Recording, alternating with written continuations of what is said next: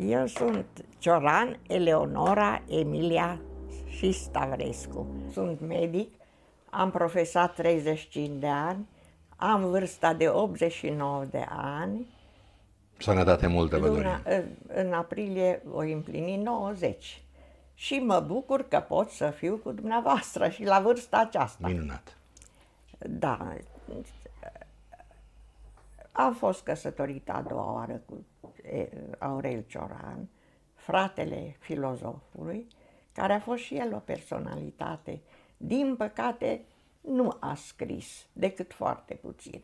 Am ieșit din țară la Paris în 1980.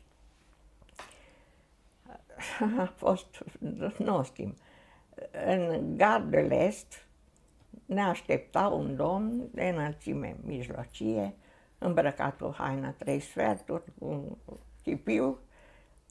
Era Emil, care, tipic ardelenesc, îi spune fratelui: "Servus, mă, frate!"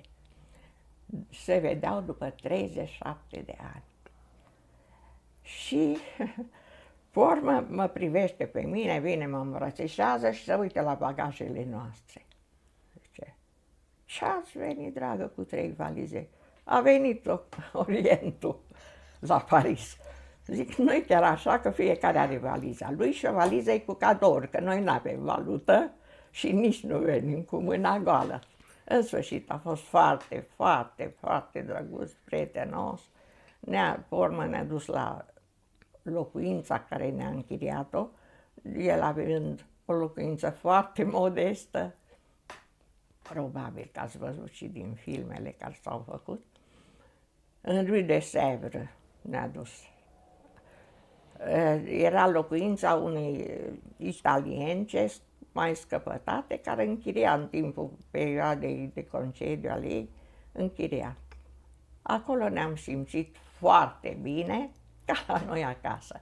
El ne vizita foarte des, neavând televizor, venea la noi la televizor, că am prins toate alegerile din Franța. Tot în perioada aceea erau alegerile. Odată vine și spune: "Spune-mă, Aurel, dacă mama noastră nu a fost baroneasă." Ei au fost înnobilați, comănici, părinții lor au fost înnobilați de austro-ungari, pentru că era un om foarte inteligent, acest domn comănici, plus de asta și foarte bogat.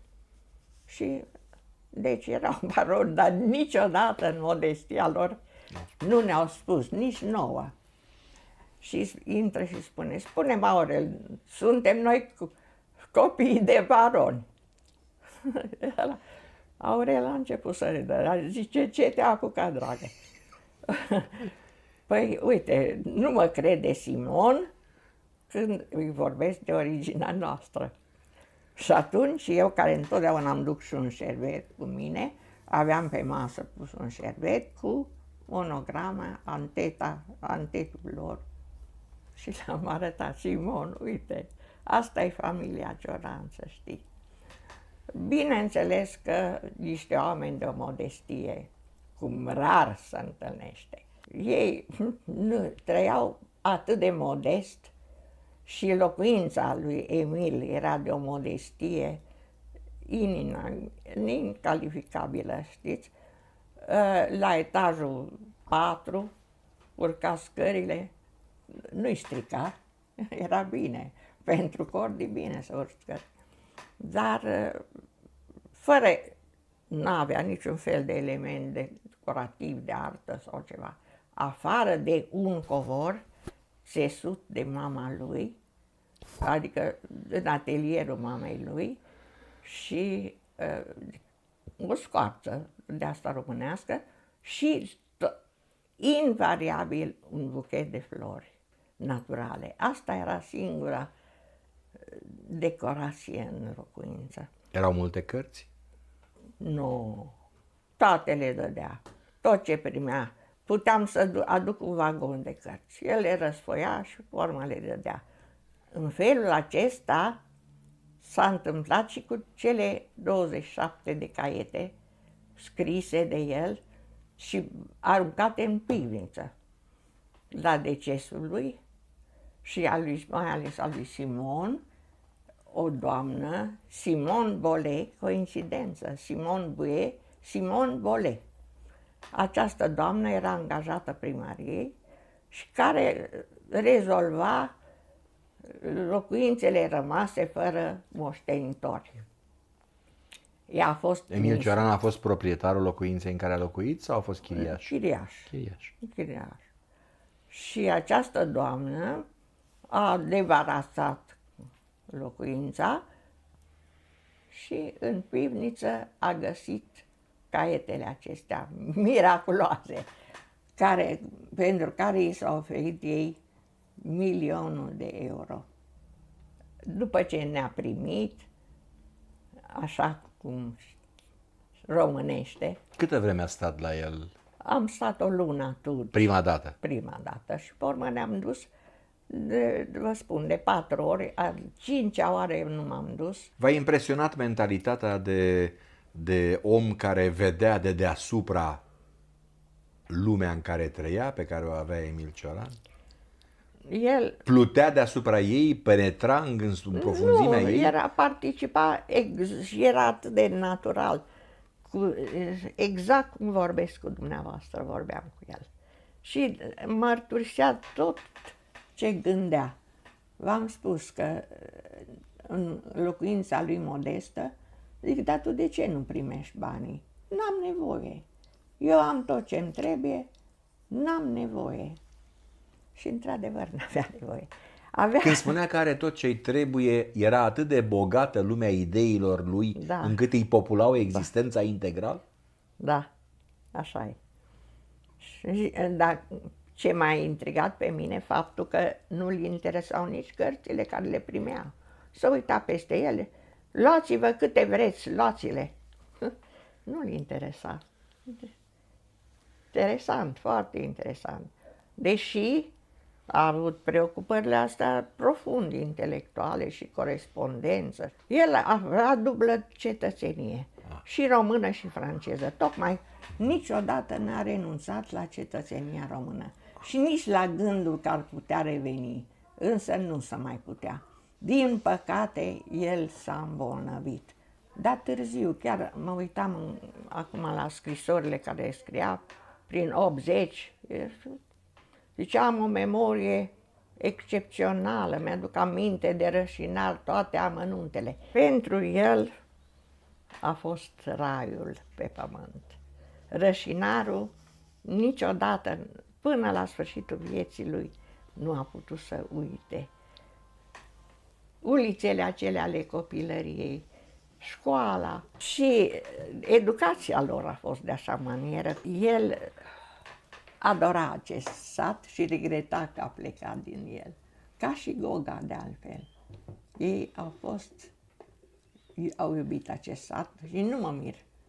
Este un sat de munte, oameni riguroși, foarte serioși, foarte inteligenți. Ce repere funcționau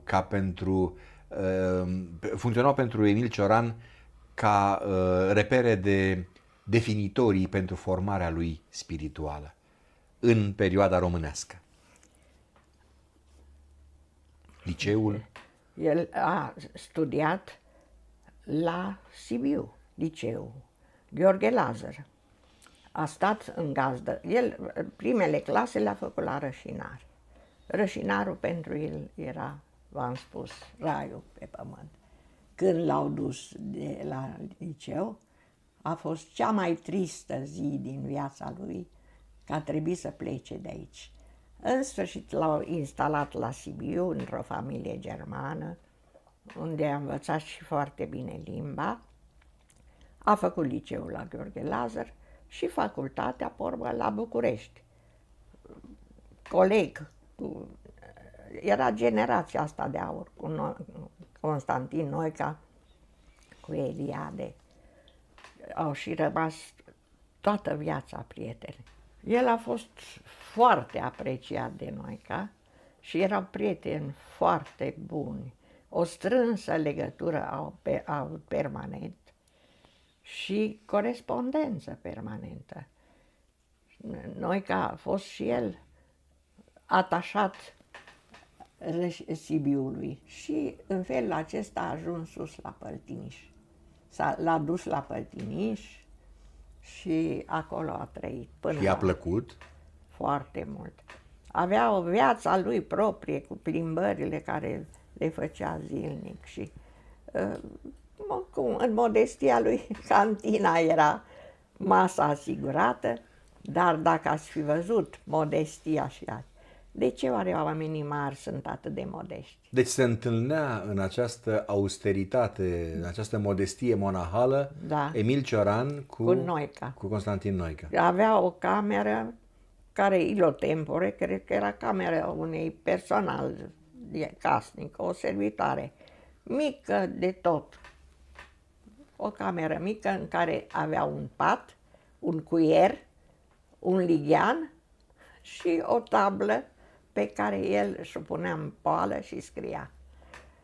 Asta a fost la început. Pe urmă a reușit să obțină totuși o locuință mai acceptabilă, Aurel, bineînțeles, și a rămas acolo până la sfârșitul vieții. Emil Cioran, din epoca dumneavoastră de vizite pariziene, avea prieteni, avea vizitatori? Da, foarte mulți. Și primea. Și veneau acolo în acea atmosferă de austeritate maximă? Nu era chiar maximă, era foarte îngrijită apartamentul acela, numai în camera lui n-aveai voie să pătrunzi, acolo erau... Și ce fel de oameni îl vizitau, doamnă? Păi, români. De altfel, în toată corespondența, iar m-au asaltat românii. Îi primea. Și culmea este că unii ziceau că el nu iubește România. Vorbește numai franceza. Nici nu putea să vorbească românește când era Simon acolo. Adică nepolitețea asta nu putea să o aibă. Ea nu știa românește și era obligat să vorbească franceza. Cum s-a cunoscut cu Simon? Știți? Ea era profesoară.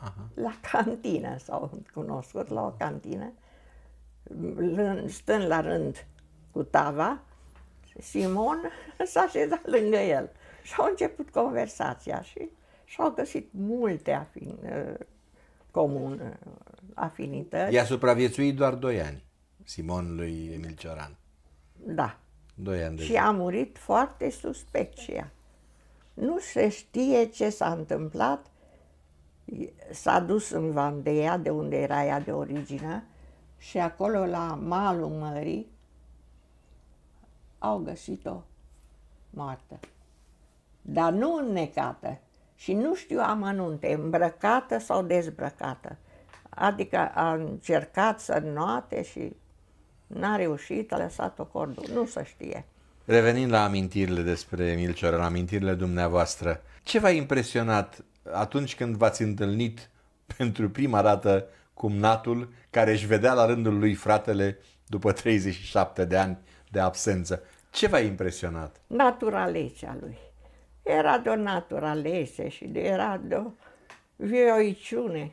Toată lumea credea că el este un introvertit, deprimat. În realitate, să știți că era și comunicativ și era absolut normal. Și această dragoste care mi-a arătat-o din primul moment și până la sfârșit, foarte apropiat. Standardele sale de modestie depășeau așteptările concetățenilor lui. Da, zic, cum de refuzi tu banii pentru premii, că doar nu te dau banii afară. Zice, eu n-am nevoie de bani. Ce să fac eu cu banii? Aia nu-s pentru mine. Însăși modul meu de existență și teoriile mele resping bogăția. Și totuși nu era foarte sărac. El era angajat avea contract cu editura Galimar, și de unde primea o rentă lunară. Ori scria, ori nu scria, Galimarul l-a cultivat până la urmă.